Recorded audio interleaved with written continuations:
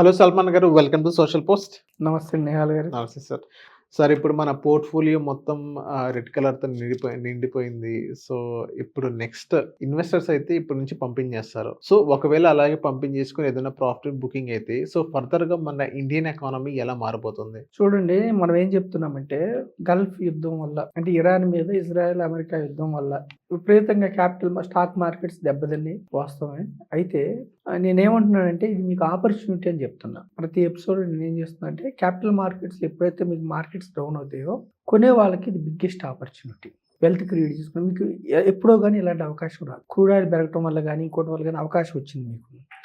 మన క్యాపిటల్ మార్కెట్స్లో ఎవరైతే ఇప్పుడు ఇన్వెస్ట్ చేస్తారో next 5 years 10 years 15 years 20 years మీరు హ్యూజ్ వెల్త్ క్రియేట్ చేసుకునే అవకాశం ఉంది. ఇక్కడ నేను ఇన్వెస్ట్ చేయమని చెప్పేది క్యాపిటల్ మార్కెట్స్లో సెన్సెక్స్ కానీ నిఫ్టీ 100 కానీ నిఫ్టీ 250 కానీ నిఫ్టీ 500 కానీ లేదా డైవర్సిఫైడ్ ఈక్విటీ మ్యూచువల్ ఫండ్స్ లేదా మీరు డైరెక్ట్గా స్టాక్స్ తీసుకుంటే డీసెంట్ పోర్ట్ఫోలియో అంటే ఫండమెంటల్గా స్ట్రాంగ్ ఉన్న పోర్ట్ఫోలియో తీసుకోండి. పెన్నీ స్టాక్స్ జోలికి వెళ్ళొద్దు, మీరు ట్రేడింగ్ వెళ్ళొద్దు.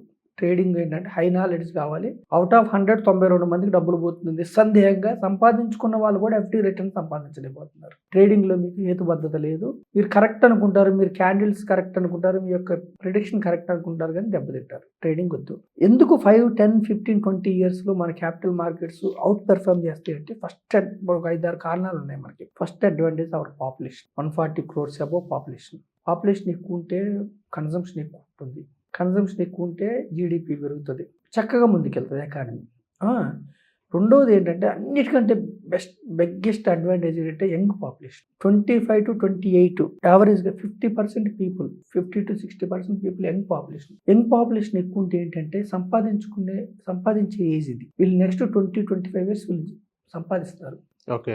సంపాదించినప్పుడు ఏం చేస్తారు? బైకులు కొనటం, కార్లు కొనటం, ఇల్లు కట్టుకోవటం, అంటే ఎకానమీ విపరీతంగా బూస్ట్ అవుతుంది. మిగతా దేశాలకి యంగ్ పాపులేషన్ లేదు. అందుకని నెక్స్ట్ 20-25 yearsలో మనది ఫిఫ్త్ లార్జెస్ట్ ఎకానమీ నుంచి మనం 4th 3rd 2nd కూడా వచ్చే అవకాశం ఉంది. అమెరికా ఫస్ట్, ఇప్పుడు చైనా సెకండ్ వచ్చే అవకాశం. అంటే ఈ క్రమంలో ఈ 20-25 yearsలో బిగ్గెస్ట్ ఎకానమీ అయ్యే క్రమంలో ఎకానమీ ముందుకెళ్తున్నప్పుడు మీరు క్యాపిటల్ మార్కెట్స్లో ఉంటే మీరు మిక్కిలి డబ్బు సంపాదించుకుంటారు జీడిపి పెరగటం వల్ల.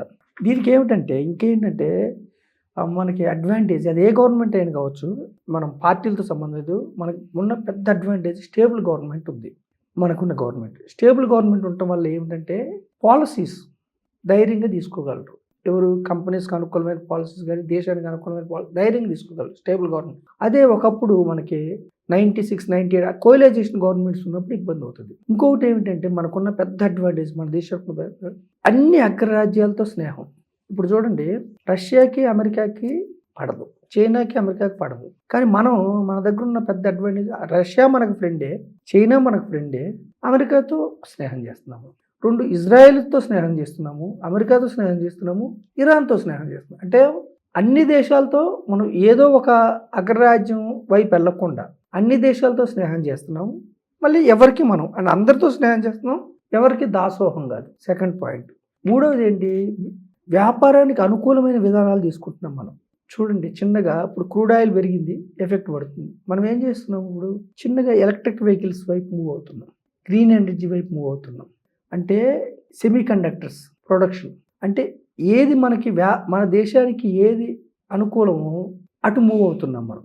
నాలుగవది ఏంటంటే మన యొక్క ఆర్థిక వ్యవస్థలో డిజిటలైజేషన్, ఫైనాన్షియలైజేషన్ అనేది బాగా పెరుగుతుంది.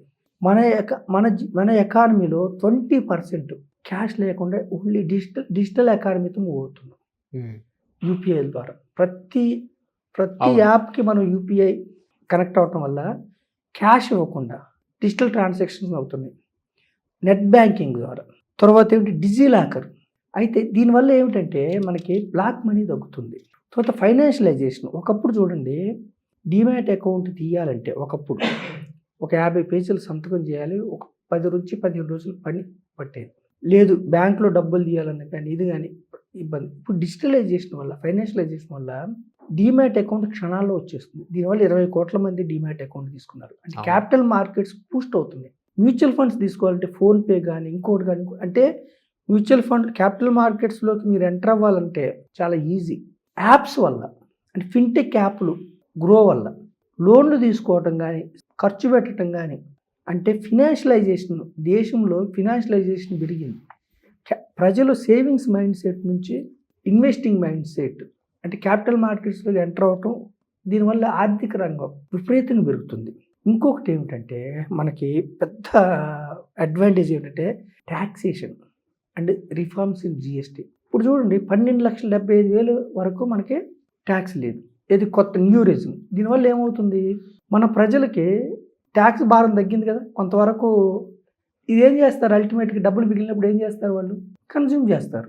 ఏదైనా కావచ్చు, ఫుడ్ రూపేనా కావచ్చు, లేదంటే బైకులు కొనుక్కోవడం కావచ్చు, లావిష్గా. ఒకప్పుడు చూడండి, నేను చిన్నగున్నప్పుడు ఒక జత చెప్పులు ఉండాలంటే ఇంట్లో కష్టం. ఇప్పుడు ఏ కుర్రవాడికైనా చూడండి 5 నుంచి 10 జతలు షూస్ కొంటున్నారు. ఒకప్పుడు ఒక్క అద్దాలు ఉండేవి, ఇప్పుడు 5-6 రకాల అద్దాలు. అంటే థింకింగ్ మారింది, ఖర్చు పెట్టడం మారింది. ఓకేనండి. ఇదే కాకుండా ఎప్పుడైతే మీకు జిఎస్టీ రేషనలైజేషన్ చేశారో, అంటే జిఎస్టీ తగ్గించడం వల్ల కొంత మీకు సేవ్ అవుతున్నాయి, అది మళ్ళీ ఇన్వెస్ట్మెంట్ వైపు వస్తుంది. రెండవది ఏంటంటే ట్యాక్సేషన్ సులభతరం చేశారు. ట్యాక్సేషన్ సులభతరం చేస్తే ఒక్కసారి మీరు ట్యాక్స్ ఫైల్ చేస్తే మీ యొక్క ప్రతి రికార్డు, అంటే మీకు ఇన్ఫ్లోస్ అవుట్ఫ్లోస్ మొత్తం ఇన్కమ్ ట్యాక్స్ దగ్గర రికార్డ్ అవుతాయి. సో ఇదంతా మీకు డిజిటలైజేషన్లో పారదర్శకత అనమాట. ఇవి కాకుండా ఫేస్లెస్ అసెస్మెంట్, అంటే ఈ ట్యాక్స్ ఇంతకుముందు ఒకప్పుడు ఏంటి, ప్రతిదీ ట్యాక్స్ కట్టాలన్నా కానీ రీఫండ్ చేసుకోవాలన్నా కానీ డైరెక్ట్గా వెళ్ళి కలవాల్సి వచ్చేది. ఫేస్లెస్ అసెస్మెంట్ అంటే మనం అంతా సిస్టమ్స్ ద్వారా సులభతరం చేయటం వల్ల ఏమిటంటే లంచాలు తగ్గుతాయి. తర్వాత ఏమిటంటే ఒకప్పుడు మన నిహాల్ గారు ఎఫ్ఐఐలు మన యొక్క దేశం నుంచి ఎఫ్ఐఐలు వెళ్ళిపోతే మన స్టాక్ మార్కెట్స్ కుప్పగూలేవి. 2008లో అలాగే జరిగింది. ఎఫ్ఐఐలు బయటకు వెళ్ళి ఈరోజు ఎఫ్ఐఐలు ఈ నెల ఇప్పటికి సుమారుగా 35,000 కోట్లు 40,000 కోట్లు అమ్మారు మార్చిలో. ఫిబ్రవరిలో నెట్ బయర్స్ కొన్నారు, మళ్ళీ జనవరిలో అరౌండ్ 25 crores 25,000 కోట్లు అమ్మారు. ఎఫ్ఐఐలు అమ్మితే కూడా డొమెస్టిక్ ఇన్వెస్టర్స్ మన మార్కెట్స్ని నిలబెడుతున్నారు. అంటే ప్రజల్లో థింకింగ్ మారింది, ఇన్వెస్ట్మెంట్ వైపు వస్తున్నారు. సో మనం ఏం చెప్తున్నామంటే ఎఫ్ఐఐలు చూడండి, వాళ్ళు మన స్టాక్ మార్కెట్స్ రూపేణ బయటకు వెళ్తున్నారు కానీ ఎఫ్డిఐ రూపేణ మళ్ళీ రీఇన్వెస్ట్ చేస్తారు మన దేశంలో. ఎఫ్డిఐ ఏంటి, మన ఫినాన్స్ రంగం ఫైనాన్షియలైజేషన్ విపరీతంగా అభివృద్ధి చెందుతుంది. ఫిన్టెక్ కంపెనీస్ కానీ, బ్యాంక్స్ కానీ, లెండింగ్ ఇచ్చే కంపెనీస్ కానీ, క్యాపిటల్ మార్కెట్స్ కంపెనీస్లో వాళ్ళు ఇన్వెస్ట్ చేస్తున్నారు. ఇంకేమిటంటే మన యొక్క ఇన్ఫ్రాస్ట్రక్చర్ ఎక్స్పెండిచర్. ఇప్పుడు వికసిత్ భారత్ అని మనం వందే భారత్ ట్రైన్స్ కానీ, బుల్లెట్ ట్రైన్స్ కానీ, తర్వాత విమానాశ్రయాలు పెంచడం కానీ. అంటే నేనేమంటానంటే జియో పొలిటికల్ ఇష్యూస్ వల్ల గత కొంతకాలంగా మన క్యాపిటల్ మార్కెట్స్ డౌన్ అయింది వాస్తవం. జియో పొలిటికల్ ఇష్యూస్ వల్ల ఉంటాయి. మ్యాక్రో ఎకనామిక్స్ పరంగా మన దేశానికి అన్ని అనుకూలతలు ఉన్నాయి. మ్యాక్రో ఎకనామిక్స్ పరంగా అసలు మన దేశంలో కార్లు లేని వాళ్ళు ఇంకా చాలామంది ఉన్నారండి. ఇంటింటికి ఏసీలు లేని వాళ్ళు చాలామంది ఉన్నారు. వాషింగ్ మిషన్ లేని వాళ్ళు చాలామంది ఉన్నారు. అసలు మనం అందరం ఎకానమీలో తలసరి ఆదాయం పెరుగుతుంది.